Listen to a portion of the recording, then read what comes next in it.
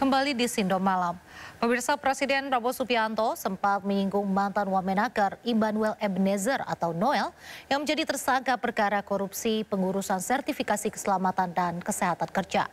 Prabowo mengaku malu karena Noel merupakan anggota Gerindra tapi belum berstatus kader.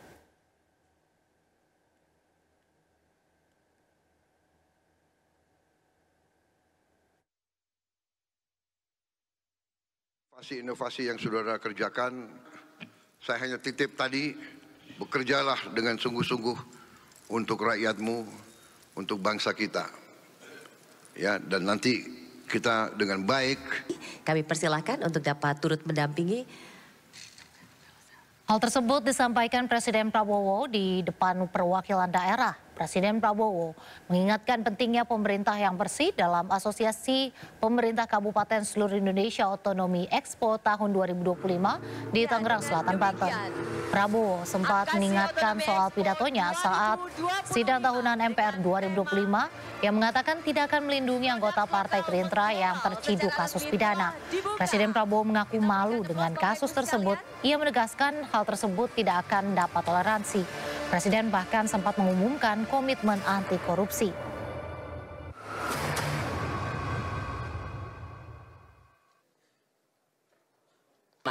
Kami aturkan terima kasih kepada yang di MPR tanggal 15 Agustus, ingat pidato saya? Saya katakan kalaupun ada anggota Gerindra yang melanggar, saya tidak akan lindungi. Beberapa hari kemudian ada anggota Gerindra, tapi dia anggota, dia belum kader.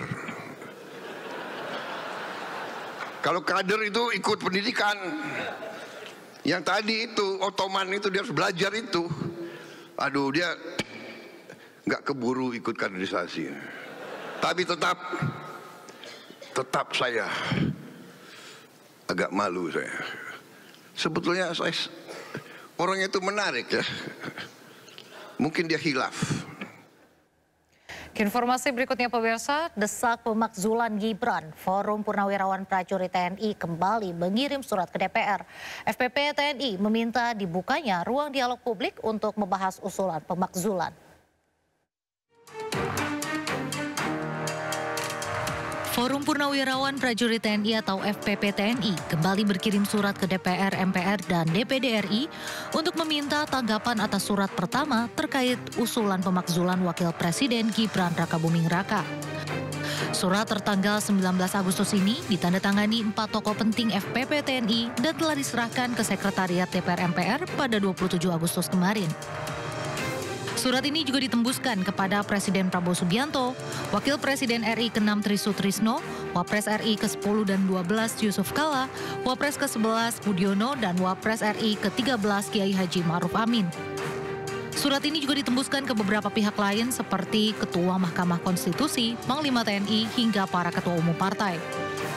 Selain meminta surat pertamanya ditanggapi, FPP TNI juga meminta untuk dibukanya ruang dialog publik guna membahas masalah pemakzulan dan usulan dimasukkan ke dalam agenda resmi pimpinan lembaga yang dituju. Sebelumnya, Juni lalu, FPP TNI telah mengirim surat ke Istana dan DPR yang memuat 8 poin tuntutan.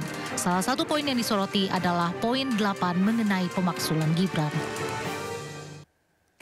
Pemirsa, ratusan siswa sekolah dasar dan taman kanak-kanak di Kabupaten Lebong mengalami keracunan dan harus dilarikan ke rumah sakit. Para siswa diduga keracunan usai menyantap makanan bergizi gratis yang dibagikan di sekolah.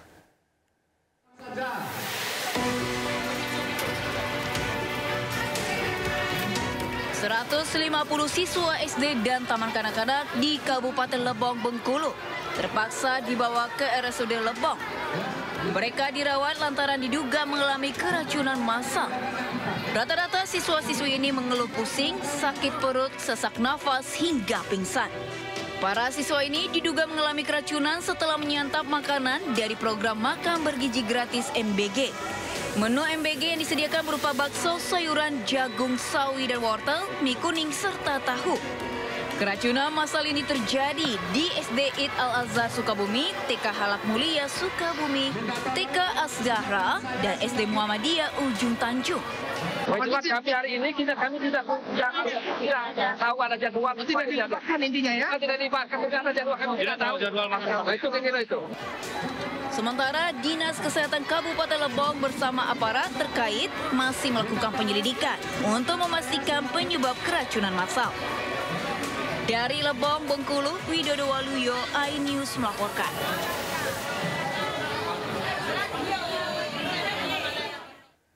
Heboh, nampan makan bergizi gratis atau MBG diduga mengandung minyak babi. Pemerintah siap melakukan uji laboratorium dengan melibatkan BPOM.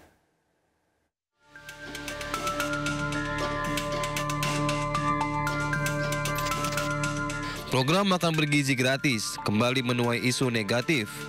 Kali ini bukan karena menunya, namun pada penggunaan nampan MBG yang diduga impor dari Cina dan diduga menggunakan minyak babi sebagai bagian dari pemulas industri.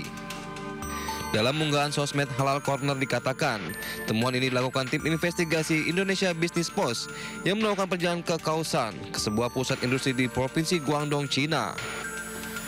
Di sana, ada 30 pabrik yang memproduksi nampan makanan untuk pasar global, juga memasok nampan untuk sejumlah importer yang terlibat dalam program MBG untuk anak sekolah.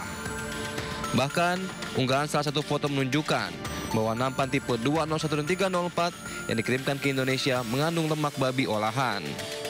Merebaknya isu ini ditanggapi oleh Istana. Pemerintah berjanji akan menindaklanjuti temuan dan melakukan uji ilmiah dengan BPOM. Sejauh ini kita tidak menemukan. Tapi kalau memang ada kekhawatiran soal itu, kita uji di sini. Bisa diuji di BPOM, tadi saya sudah koordinasi sama Kepala BPOM. Kepala BPOM bilang, oh kita bisa uji kok. Untuk buktikan itu nanti kita tunggu aja. Badan POM akan menindaklanjuti isu ini dalam bentuk akan mengetes.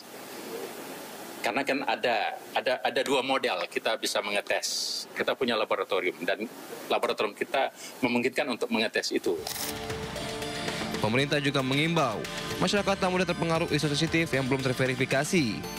Pemerintah akan memastikan keamanan dan keselamatan para penerima MBG. Dari Jakarta, Rizky Ihwal, Pandu Priyo, iNews melaporkan.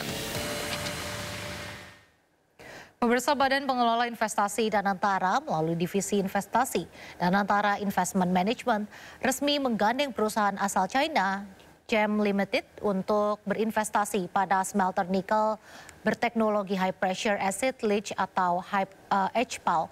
Kerjasama strategis ini fokus dalam proyek smelter nikel senilai 23,34 triliun rupiah. Badan Pengelola Investasi melalui Danantara Investment Management resmi menandatangani pokok perjanjian atau Head of Agreement dengan perusahaan publik global Cina yang bergerak di bidang metalurgi hijau dan ekonomi sirkular, GEM Limited. Danantara dan GEM Ltd, perusahaan asal Cina, sepakat bekerjasama menggarap proyek penggaliran nikel dengan teknologi High Pressure Acid Leach atau HPAL dengan nilai investasi mencapai 1,42 miliar dolar Amerika Serikat atau sekitar 23,24 triliun rupiah di Sulawesi Tengah.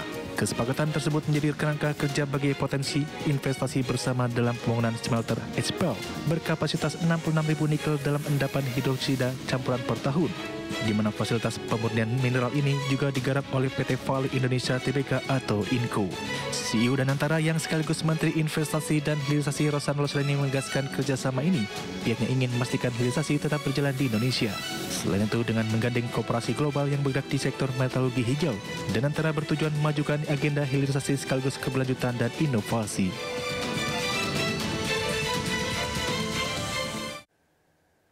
Pemirsa, Presiden Prabowo Subianto mendukung pengembangan government technology atau GovTech.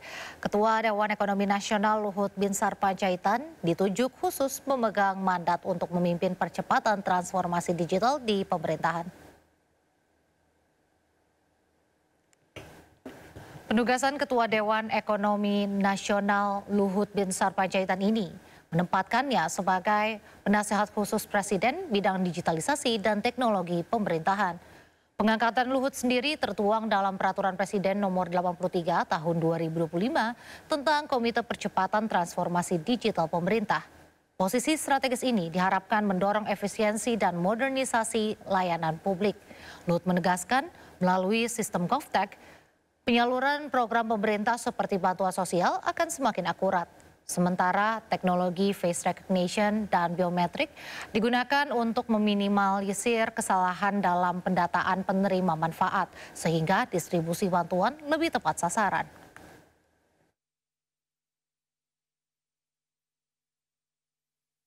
Progres government teknologi yang Presiden